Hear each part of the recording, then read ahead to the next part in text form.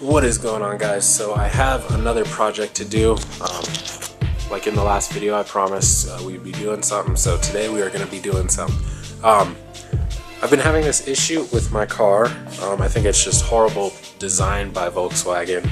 On their radiators, on the 2.0s, they are connected with plastic couplers with little O-rings inside.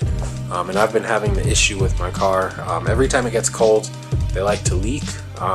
And I think it's also due to the brand that I bought. I bought these cheap Phoebe or Febby, whatever, radiator couplers.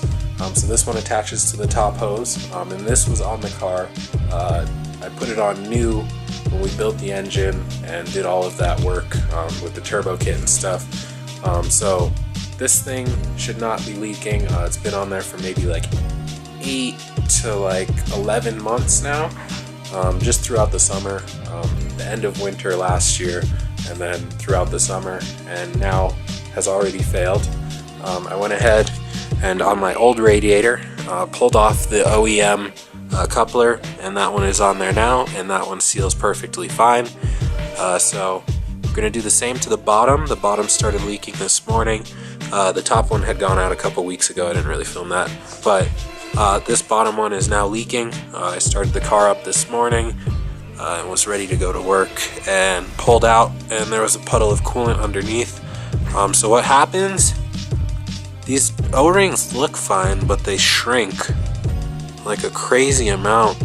It's just when it gets really cold, and then once it warms up, it is fine, but in the cold weather these things like to leak, so I can't really be having that with my car during the winter time. I don't want to be losing coolant everywhere and run the risk of like blowing the motor or something with the block. But anyway, so we have the replacement part here.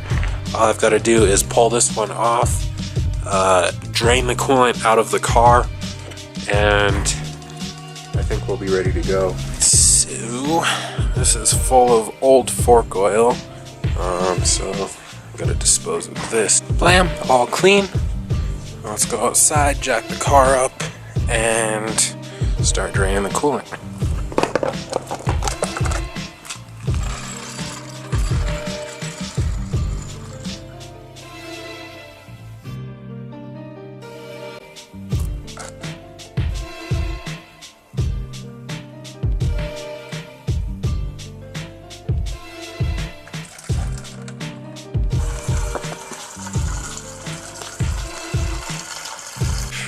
Okay, so everything is draining out. I went ahead and undid, you guys have to undo the coolant ball lid, let some air up top, and then it'll all just rush out. So while that is doing its thing, I'm going to come in here and pull off this other coupler. And basically all you have to do is get a flathead screwdriver, pop this metal clip off, and it'll slide up halfway into this groove right here, and then yeah, you can just pull it off from there. So pretty simple job. I'm going to pull it off and then clean that one up, and we should be good.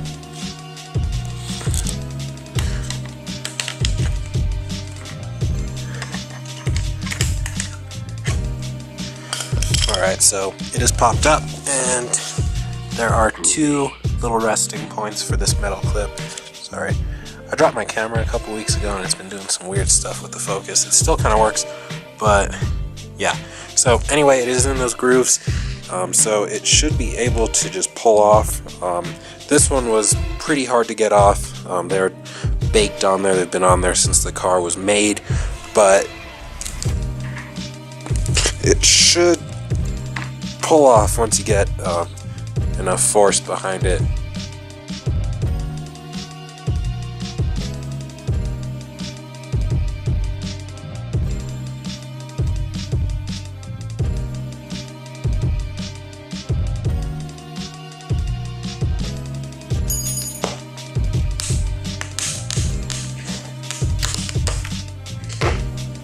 Okay, it actually did break the inside of this one. So plans are changing. I'm gonna go ahead and try and put this seal into the old or the new one and see if that will actually fix it. So there's an O-ring on the inside. And I think this is something that's important for a lot of car people to note.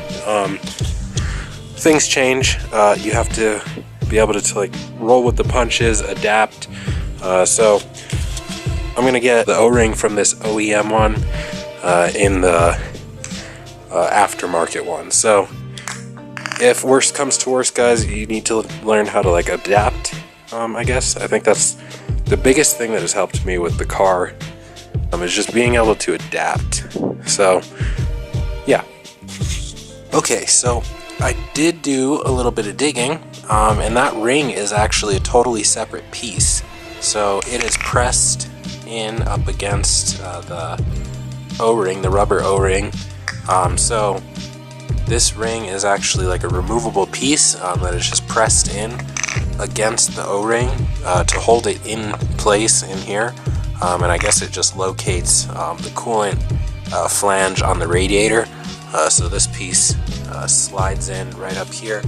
It has this lip, so it is actually not broken. I'm gonna go ahead and clean it up anyway, and try and reassemble it like how it should be, and see if it works. If it doesn't, I'll just run with the old one with a new seal, or the old seal in this case. But yeah, so I'm gonna go ahead and do that, and I will catch up with you guys once I'm done.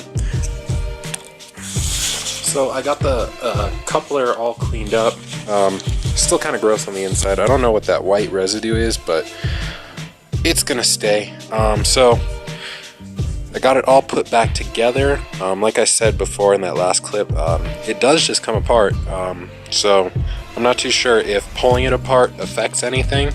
We'll find out if this one leaks. I'm gonna put it back on in place of the other one that's on the car right now, and we'll see if it leaks during the warm-up process of my car. And if it holds, then I'm gonna leave it. If not, then I will go ahead and just pick one up at O'Reilly. This is one part that they have in stock, like 9 times out of 10. So yeah, I rinsed everywhere with some clean warm water. So rinse all of the coolant off of whatever is leaking or where you think the leak is coming from. Anytime you have a leak, it'll kind of just sit there. So like when this radiator thing exploded on my car, coolant just sat in here.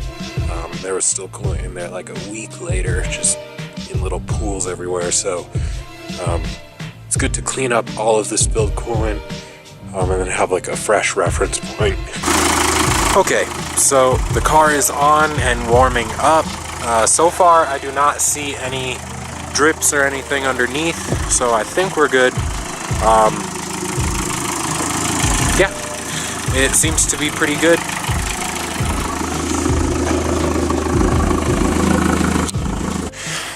So it is now the next day, and the car did hold coolant, so we are good on that.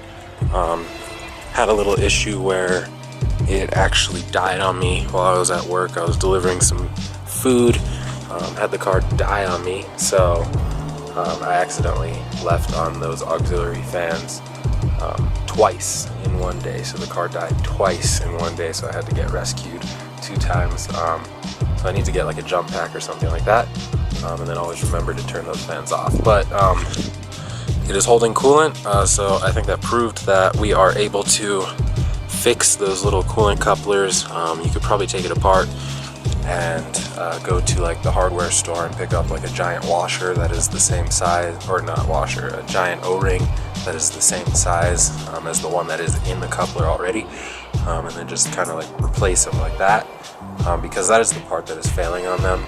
The plastic housings seem to hold up just fine, but those O-rings, once they start to leak, they keep leaking. So yeah, anyway, the car is good. That was a project success.